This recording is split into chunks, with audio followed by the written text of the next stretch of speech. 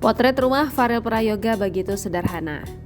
Penyanyi cilik asal Banyuwangi, Jawa Timur, Farel Prayoga yang kini sedang viral berhasil membuat Istana Merdeka Jakarta bergoyang. Hal itu terjadi usai upacara peringatan HUT ke-77 RI di Istana Merdeka pada Rabu 17 Agustus 2022.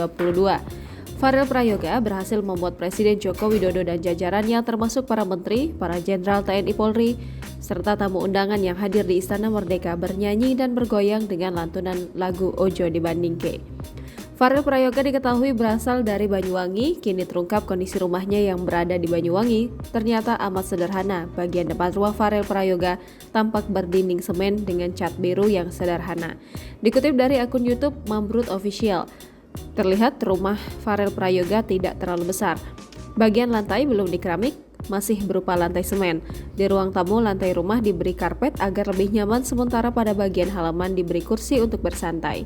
Tiang penyangganya terbuat dari kayu, sedangkan sebagian samping rumah tampak hanya terbuat dari anyaman bambu saja.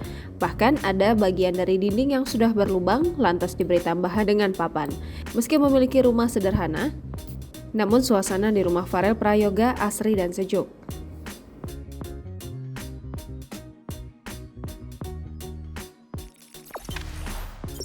Jangan lupa subscribe, share, komen, dan like ya!